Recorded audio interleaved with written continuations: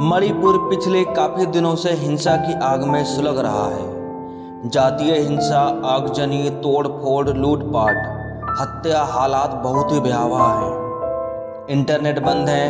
उपद्रवियों को देखते ही गोली मारने के आदेश दिए जा चुके हैं। हजारों लोग अपना घर बार छोड़कर पड़ोसी राज्य असम में पलायन कर रहे हैं। चुराचंदपुर जिला हिंसा का केंद्र बना हुआ है।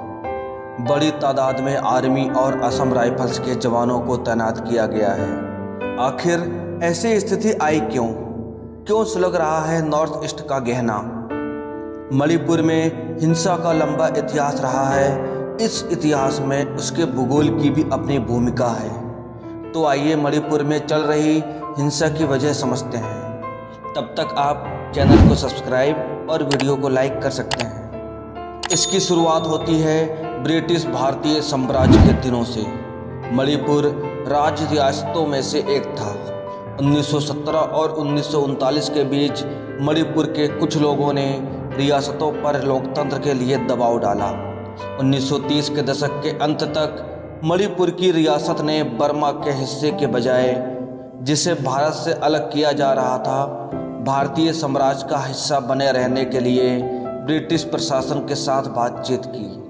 1939 में द्वितीय विश्व युद्ध के फैलने के साथ इन वार्ताओं को कम कर दिया गया था। 11 अगस्त 1947 को महाराजा बुद्धचंद्र ने भारत में शामिल होने के एक साधन पर हस्ताक्षर किए। बाद में 21 सितंबर 1949 को उन्होंने एक विलय समझौते पर हस्ताक्षर किए, जिसमें राज्य को भारत में विलय किया गया, जिसके कारण यह एक पारसी राज्य बन गया। इस विलय को बाद में मणिपुर में समूहों द्वारा विवादित कर दिया गया था, क्योंकि बिना सर्वसम्मति के और दबाव में पूरा किया गया था। भविष्य के लिए विवाद और भारत से स्वतंत्रता के लिए राज्य में 50 साल का विद्रोह हुआ है। साथ ही राज्य में जातीय समूह के बीच कई बार हिंसा हुई।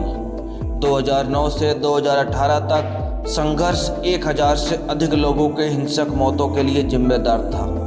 पूर्वोत्तर के इस राज्य में 3 प्रमुख समुदाय हैं: बहुसंख्यक मैती और 2 आदिवासी समुदाय, कुकी और नागा। इनके बीच आपसी अविश्वास का इतिहास रहा है। मैती हिंदू हैं, वे मणिपुर में बहुसंख्यक हैं। वर्तमान में वे केवल इम्फाल घाटी में रहने को मजबूर हैं। इसकी वजह यह है कि उन पर अपने ही राज्य के पर्वतीय इलाकों में संपत्ति खरीदने और खेती करने पर कानूनी तौर पर रोक लगाई गई है। यहाँ ईसाई बन चुके कुकी और नगा समुदाय के लोग रहते हैं, जिनकी आबादी 40% है। ये मणिपुर के कुल क्षेत्रफल के 90% हिस्से में रहते हैं। मैती समुदाय की जनसंख्या करीब 53% है, लेकिन वह करीब 10% क्षेत्र में ही रह सकता है।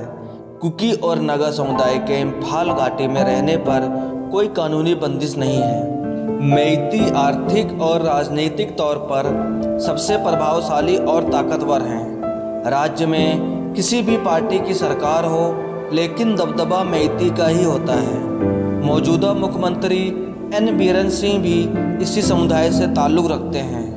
कुकी और नागा समुदाय सरकार पर खुद के साथ सौतेला व्यवहार अपनाने का आरोप लगाते हैं। बहुसंख्यक मैती समुदाय से जुड़े कुछ संगठन लंबे समय से अनुसूचित जनजाति का दर्जा देने की मांग कर रहे हैं। समुदाय से आने वाले कई विधायक भी खुलेआम इस मांग का समर्थन करते रहते हैं। मैती समुदाय का कहना है कि बड़े पैमाने पर म्यांमार और बांग्लादेश से आने वाले अवैध प्रवासी वहां बस रहे हैं, जिससे ये डर सता रहा है कि उनकी सांस्कृतिक पहचान खतरे में है।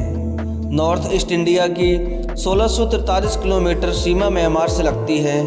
आधिकारिक आंकड़ों के मुताबिक म्यांमार से 52,000 के करीब शरणार्थी पूर्वोत्तर के राज्यों में बसे हुए हैं। इनमें से मणिपुर में 7800 शरणार्थी हैं। ये तो वे हैं जिन्हें शरणार्थी का दर्जा मिला हुआ है।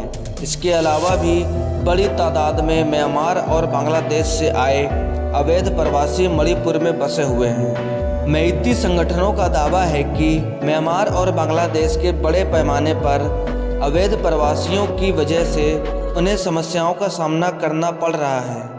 पिछले महीने मणिपुर हाईकोर्ट ने राज्य सरकार को आदेश दिए कि वह 4 हफ्ते के भीतर मैती समुदाय को एसटी का दर्जा देने की मांग पर केंद्र सरकार को अपनी सिफारिश भेजे। इसी फैसले से कुकी और नागा मैती को एसटी का दर्जा दिए जाने का कड़ा विरोध कर रहे हैं। कुकी समुदाय राज्य सरकार की तरफ से कराए जा रहे लैंड सर्वे से भी नाराज है।